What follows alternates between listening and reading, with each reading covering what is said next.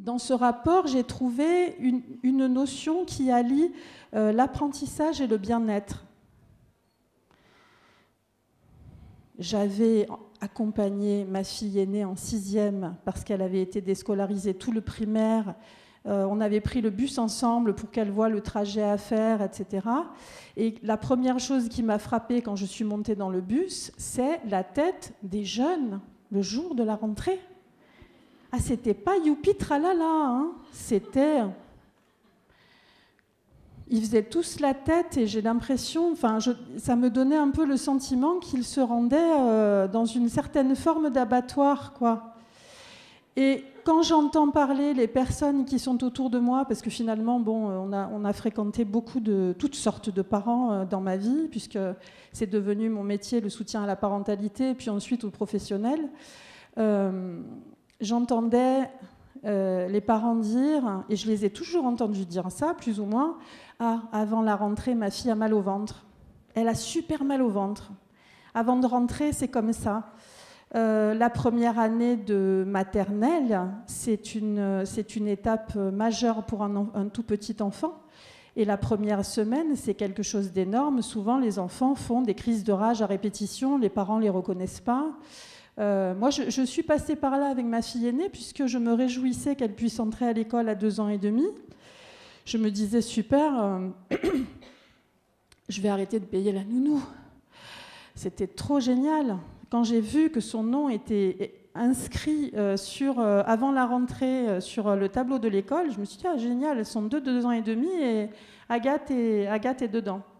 Ça a été quelque chose de dévastateur pour ma fille d'aller en maternelle à 2 ans et demi, parce qu'à 2 ans et demi, on est un petit bébé, on n'est pas du tout en mesure d'aller à l'école, ça nous fait peur, ça nous rend triste. La séparation avec les parents n'est pas évidente. Donc, il se passe des choses émotionnellement parlant. Donc, je vais revenir à ce que j'ai trouvé dans ce rapport par rapport au bien-être. Le bien-être, on pourrait quand même se dire que ça commence, il y a une base, par le fait de combler les besoins physiologiques. Hein, manger, boire, éliminer, dormir... Et apprendre. Moi, je trouve qu'apprendre, c'est un besoin physiologique.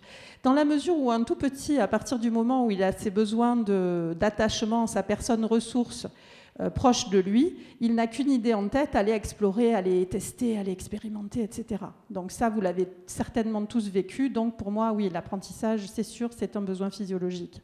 Mais admettons qu'on se trouve dans une école et que dans une classe... que je ne connais pas, mais dont on m'a parlé, une classe parisienne, on a des tickets pour aller faire pipi.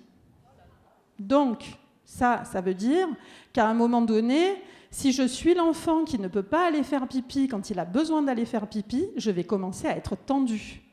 Moi, quand j'ai envie de faire pipi et que ça commence à déborder, si j'ose dire, ça me rend dingue. Il n'y a aucun moyen pour que j'écoute quoi que ce soit, que j'apprenne quoi que ce soit. C'est absolument impossible. Je suis focalisée sur mon envie de faire pipi.